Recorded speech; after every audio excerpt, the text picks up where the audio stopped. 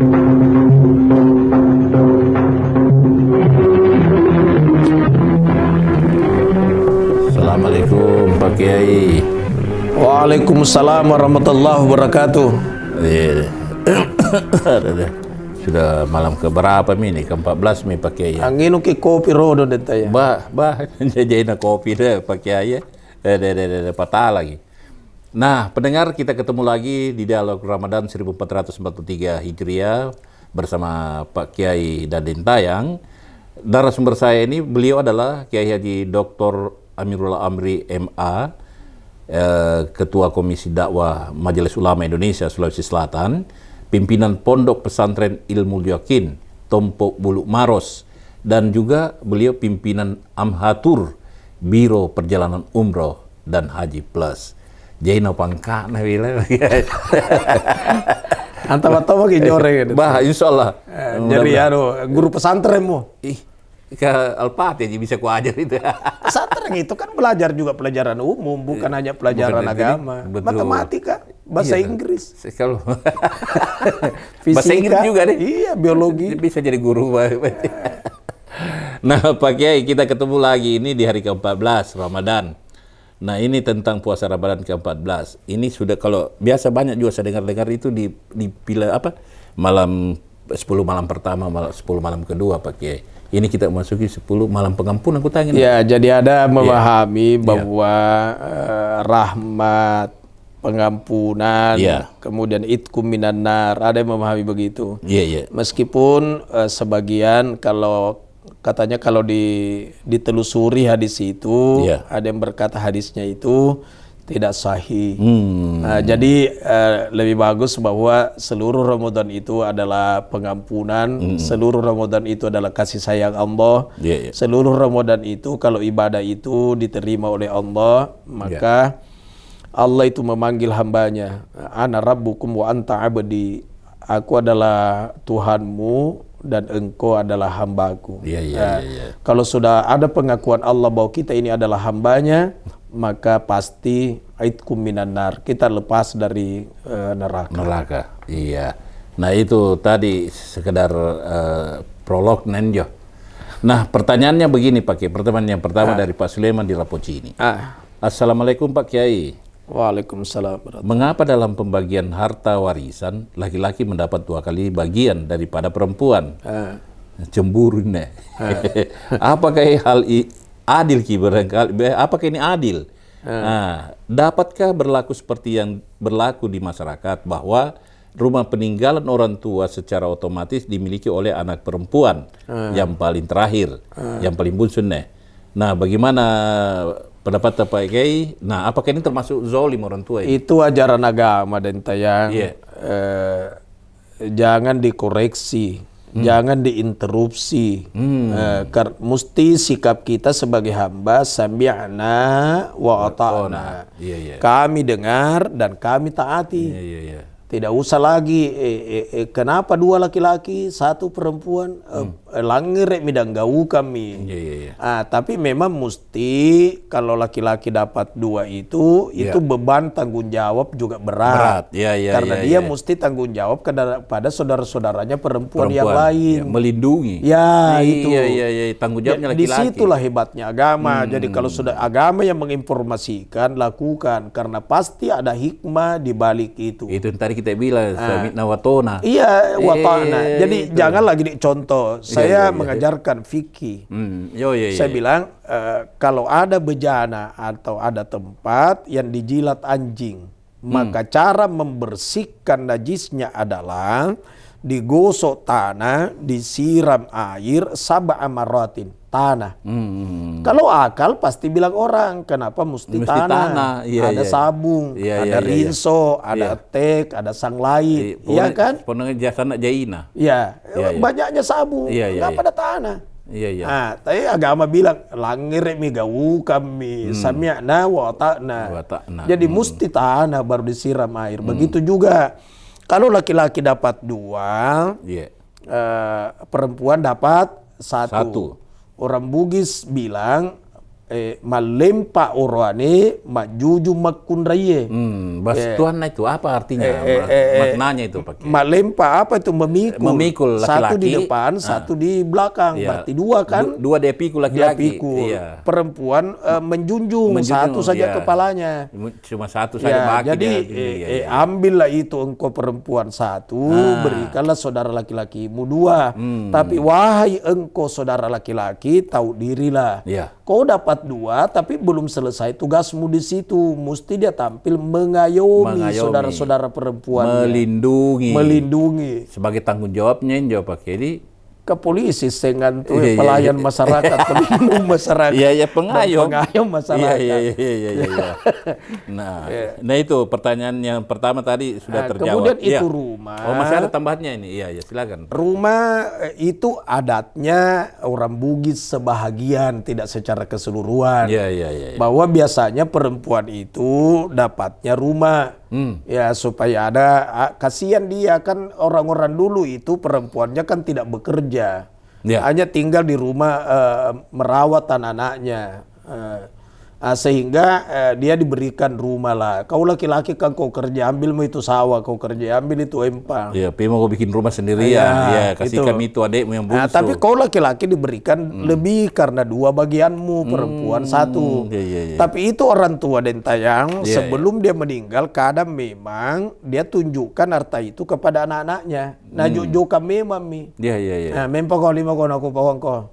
Kau perempuan ini bala kayak memang sertifikat nah. Kau laki-laki kok itu empan di Pangkep 10 hektar. Iya. Kau lagi itu sawah di Bone 20 hektar.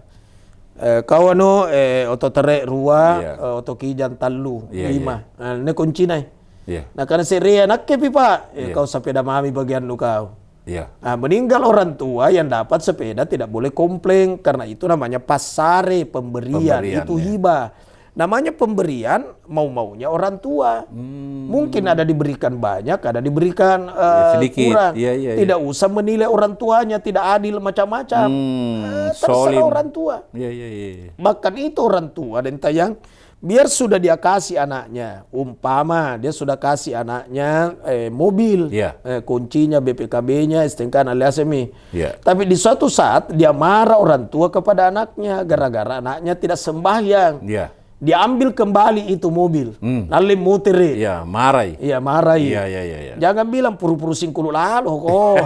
Dia katai bapaknya. Iya kata bapaknya. Orang tua itu sudah memberikan sesuatu kepada anak, baru dia ambil kembali masih halal dan tayang. Oh halal. Jadi ada di masa Rasul. Rasul di mana tuh bapakku saya sudah dikasih. Diambil lagi. Diambil ulang ya. Gimana tuh kata Rasul, anta wa malu kali abika, engkau dan hartamu sesungguhnya miliknya orang tuamu. Miliknya. Jadi kalau dia mau ambil, diambil. Diambil lagi karena dia yang punya. Iya. Jadi kau anak-anak jangan macam-macam. Masa orang tua mau zalimi anaknya? Dan orang tua itu sampai di mana sih kita ini anak kepada orang tua? Orang tua itu jangankan harta dan tayang, nyawanya lagi dia mau kasih anaknya. Contoh, seandainya ada anak yang mau dioperasi kepalanya karena ada tumor di tengkorak kepalanya. Mamanya itu dan tayang perasaannya luar biasa. Seandainya mampu dia gantikan anaknya, maka pasti mama itu berkata, dokter, saya mau. Ya bawa nemu operasi aja anakku. Lebih baik saya yang dioperasi, jangan anak saya. Jangan anak saya. Itulah mama. Jadi engkau anak, jangan selalu menilai orang tua, apalagi ngomong tidak adil. Karena nyawanya lagi orang tua itu dia mau kasih anaknya. Maka wahai pendengar yang masih hidup, mamanya, bapaknya, bersyukurlah karena masih ada kesempatan menatap wajahnya mamamu tersenyum. Masih ada kesempatan menatap wajahnya bapakmu tertawa. Di suatu saat mau menatap wajahnya mama dan papa, keduanya telah tertimbun tanah di pekuburan. Nampak minusas salat kali baru menyesal. Jadi tidak usahlah nilai-nilai itu, apalagi mau merubah-rubah lagi. Kenapa dua laki-laki, kenapa satu perempuan? Sami'na wa ta'ana, kami dengar dan kami taati.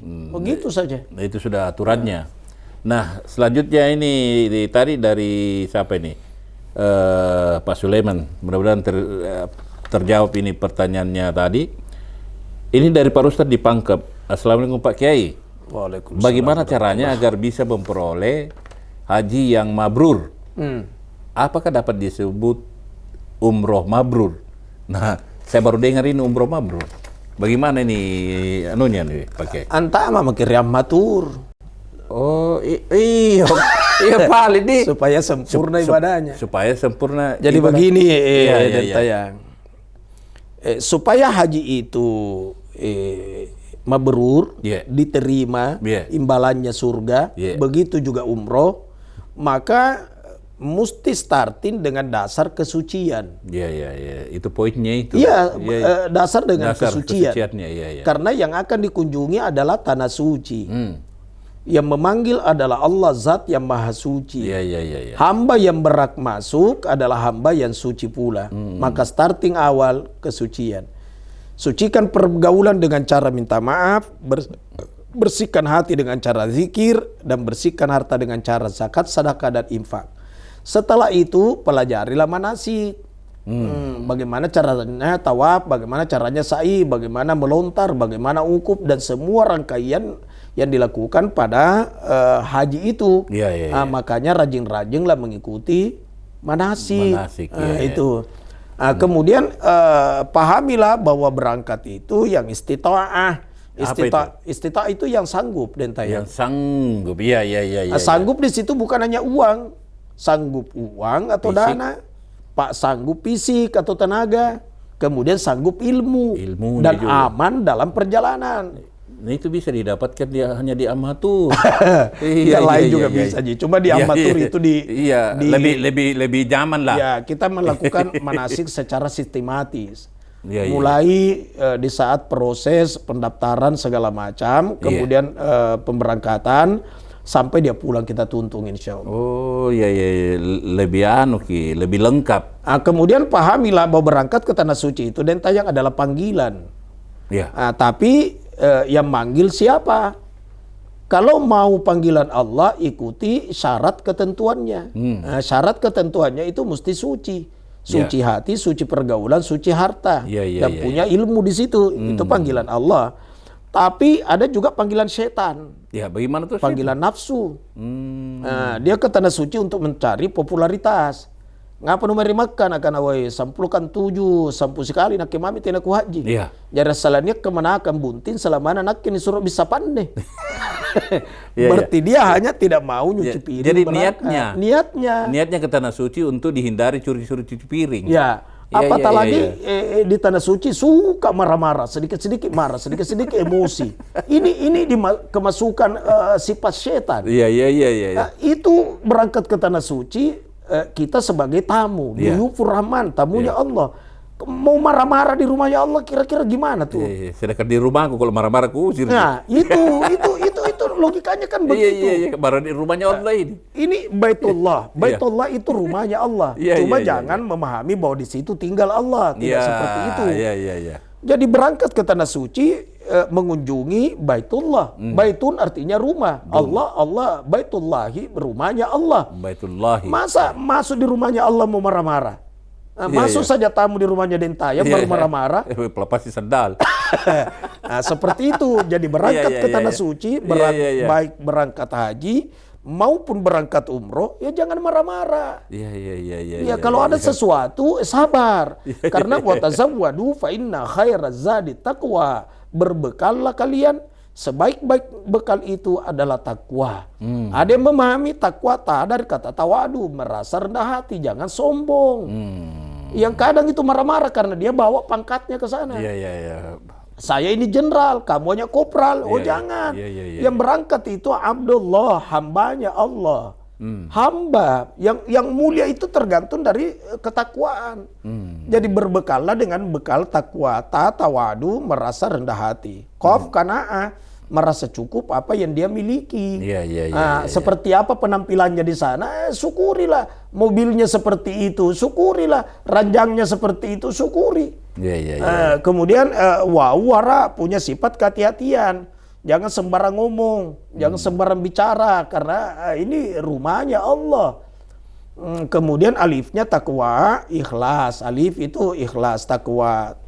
Mesti ikhlaskan uangnya yang pernah di store. Jangan sampai di Mekah itu saja diurus. Kalau ketemu dengan orang, siapa lu bayar kau? Begini, kajalanan tuh amatur. Sekali paretom aku pengen telepon. Contohnya, sama orang kalau pergi belanja di toko. Di toko satu harganya 50.000, di toko satu 52.000, di toko satu lagi hanya 48, itu beda-beda kan. Beda-beda. Jadi berangkat ke tanah suci juga kadang seperti itu. Tapi serahkanlah kepada Allah. Karena itu dalam hadis kursi diungkapkan Allah malu tidak menggantikan biayanya hambanya. Masiri po Allah Ta'ala dini sambewi. Jadi ikhlaskan semata-mata karena Allah. Dan itulah yang akan ditemukan di akhirat. Jadi biar umroh juga ada mabrurnya. Iya, diterima kan. Yang baik, yang sah, yang diterima. Itulah namanya mabrur. Mabrur itu yang baik dan diterima. Iya diterima, tapi ada tandanya mabrur. Apa itu tanda-tandanya? Perubahan sikap. Oh, sikapnya dari tadi tidak salat pulang dari tanah suci. Salat. Dari sana capilana ngerumpi, menggiba, motor kita tidak mau menggiba. Berubah bukan songko hajinya. Bukan. Bukan penampilan. Tapi karakter, perangai, sikap, etika, moral, akhlak, budi pekerti. Berubah karakternya. Iya, bukan tempa barambana. Baru ganti-ganti tiap jam ganti songko-songko. Kalau dipanggil namanya tidak mau balik. Dan tayang tidak balik. Sekali nak tanya puang karain dan tayang dan haji. Muter lagi. Muter lagi. Berarti ini cari popularitas. Artinya tidak mabrur. Ya, ciri-cirinya mabrur perubahan sikap. Jadi ma huwal mabrur, apa itu mabrur? Al mabrur huwallazi la yartakibu sahibu fihi ma'siyah. Tidak mencampur baurkan lagi antara kebaikan dan kemaksiatan. Menuju kebaikan. Perubahan sikap. Iya. Nah, itu tadi sudah kita bahas ini dari Pak Rustam di mana tadi? Di Pangkep. Nah, sekarang dari Pak Kemal di Sinjai. Assalamualaikum Pak Kiai dan Dintayang. Waalaikumsalam. Apa yang dimaksud dengan ungkapan hidup setelah mati yang banyak disebutkan dalam Al-Quran? Tafadhal Ustaz. Hakikat hidup itu sebenarnya tidak pernah mati. Kita starting ini sekarang ini, Dentayang sekarang tinggal di mana? Di Cendrawasih. Cendrawasih, dunia apa akhirat? Dunia. Dunia. Alam dunia itu namanya alam syahada, alam penyaksian. Sebelum dunia, Dentayang ada dalam perut ibunya. Itu namanya alam arham. Alam arham. Alam arham, rahim. Rahim, rahim. Sebelumnya alam rahim itu namanya alam arwah, alam roh. Alam roh, Jadi alam roh, alam arham, alam syahada. Nah, di alam syahada atau alam dunia, berapa lama umumnya orang di alam syahada? Ini yang umum Dentayang. Baina sittin wa sab'in, antara umur 60 ke 70. Kalau di atas 70 sudah kurang Dentayang. Kurang apa ya? Kurang orang di atasnya 70. Artinya yang umum itu 60 sampai 70. Kalau dibaratkan tetanaman, masanya dipetik di umur 60-70. Sebagaimana hadis Rasulullah SAW bahwa likulli syai'in hasadun. Segala sesuatu ada masa panennya, masa petiknya. Wa hasadu ummati baina sittin wa sab'in. Masa petiknya umatku, masa panennya umatku antara umur 60 ke 70. 60 ke 70. Jadi yang berada pada posisi 60 tahun menuju 70 di situ hati-hati. Kenapa? Saatnya dipetik. Kalau di atas 70 belum meninggal, anggaplah bonus. Tapi yang muda-muda umurnya tiap capaki kagak padiskon buntu lu. Jangan artinya, sampai lebih cepat, lebih awal Tapi kalau kita melihat kenyataan, faktual, realita, itu memang banyak meninggal di posisi 60-70 antara itu Dentayang. Di saat meninggal sebenarnya proses pindah alam. Dari alam musyahada ke alam barzah. Al-mautu babun. Mati itu adalah pintu. Wa kullu nas dakhilu, dan semua manusia mesti melewati pintu itu. Namanya pintu itu kematian. Tapi kematian itu proses perpindahan dari alam musyahada ke alam barzah. Nah, jadi berpisah roh dengan tubuh, perpisahan itulah kematian. Tapi sesungguhnya hakikat hidup tidak mati, tetap hidup terus. Hanya berpisah roh dengan tubuh. Ente kama maupun dari lamungan kita wana tidak berpisah roh dengan tubuh. Apa tena ni marang-marang kira-kira. Begitu sampai 60 tahun nih pas sosok makin apa ditambu di tanah. Jadi karena belum bisa itu. Belum bisa. Jadi mesti berpisah roh dengan tubuh. Supaya ini tubuh ini jasad ini tidak goyang-goyang. Tidak goyang-goyang. Ya menjadi pantah mereka labu.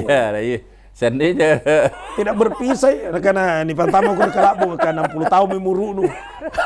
Begitu masuk banyaknya orang mengamu pakai ini. Jadi mati itu adalah sebuah proses dari alam musyahada ke alam barzah.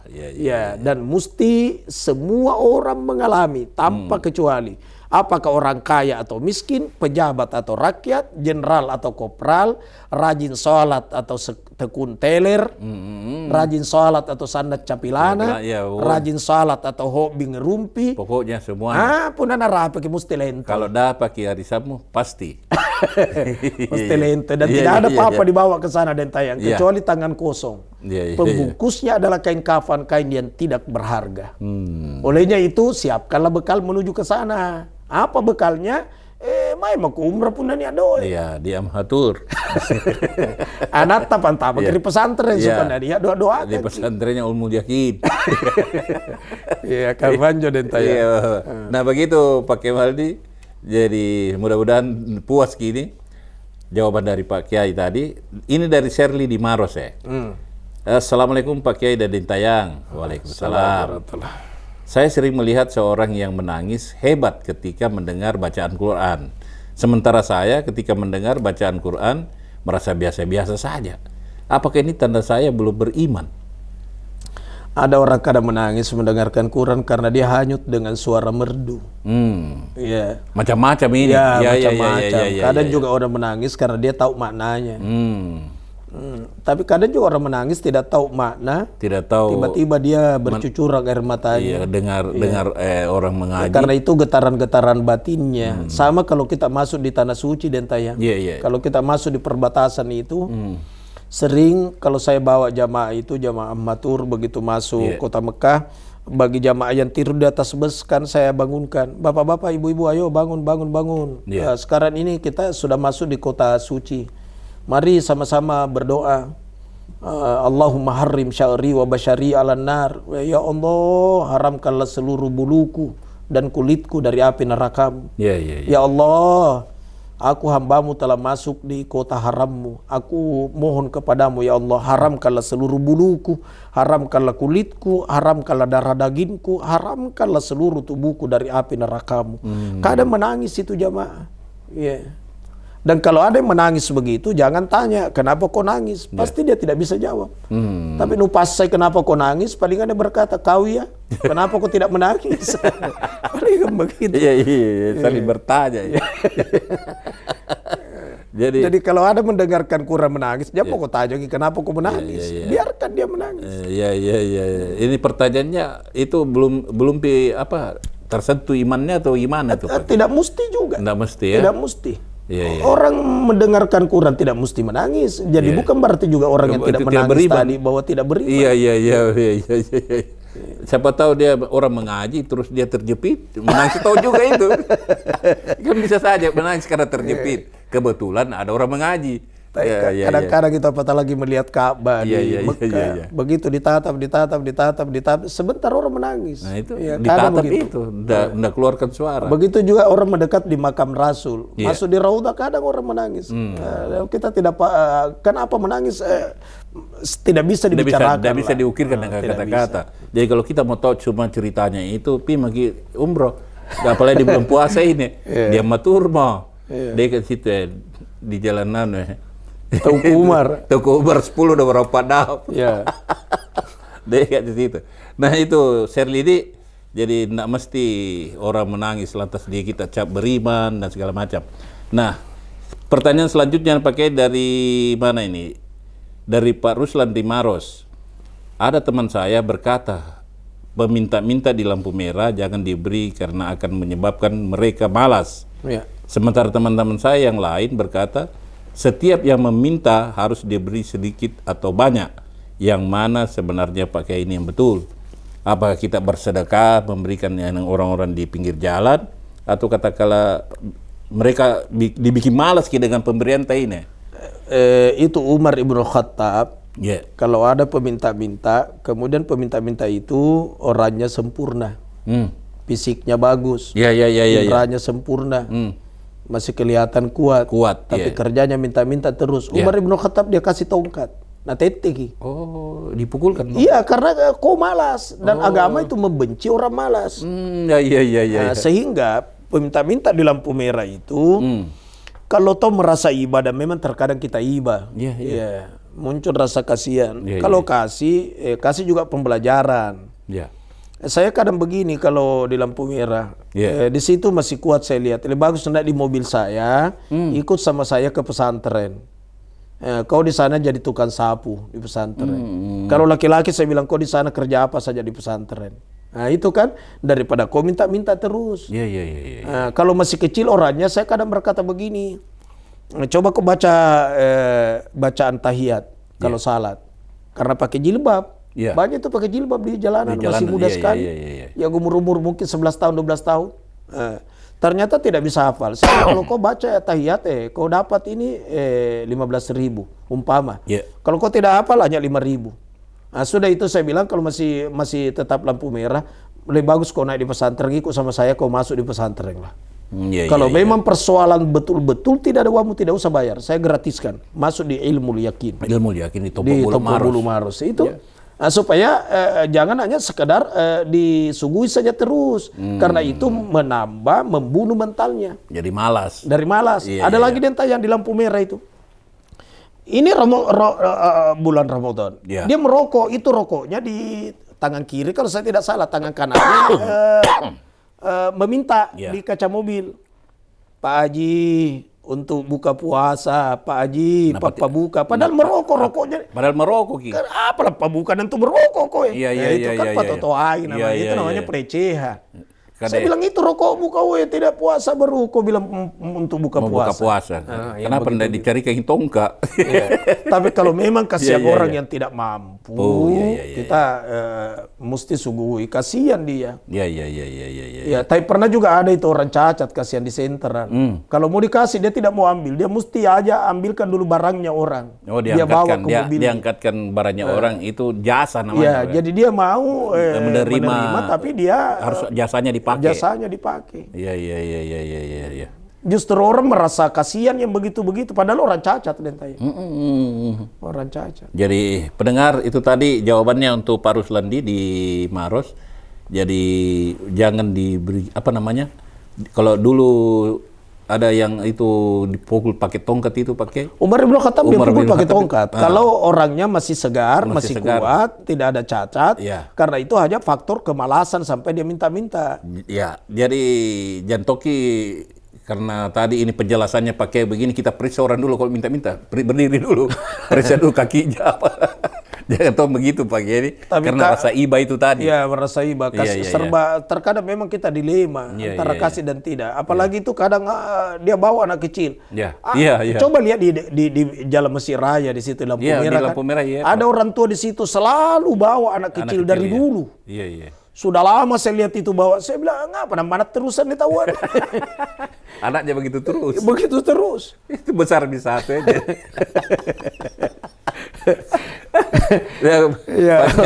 Ini pertanyaan terakhir tadi itu Pak Ruslan.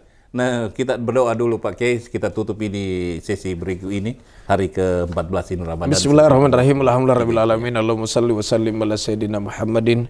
Allahumma innaka afuwun tuhibbul afwa fa'fu anna. Ya Allah ya Tuhan kami, Engkau adalah suka memaafkan, maka kami mohon kepadamu ya Allah, maafkanlah seluruh dosa kesalahan kami, baik dosa kesalahan yang pernah kami perbuat di daratan dan di lautan, dosa yang kami perbuat di siang hari dan di malam hari, dosa kecil, dosa besar, yang nampak dan yang tersembunyi, dosa yang kami ingat dan dosa yang kami telah melupakannya. Ampunkan ya Rabb. Siapa lagi yang akan mengampunkan selain darimu? La ilaha illa anta. Tidak ada Tuhan kecuali hanya Engkau ya Allah. Rabbana atina fid dunya hasanah fil akhirati hasanah wa qina adzabannar. Wa sallallahu ala sayyidina Muhammad walhamdulillahi rabbil alamin. Amin amin rabbal alamin. Nah, pendengar, demikian dialog Pak Kiai Deden Tayang di hari ke-14 Ramadan 1443 Hijriah hari ini, dan insya Allah kita ketemu besok di hari ke-15. Assalamualaikum warahmatullahi wabarakatuh.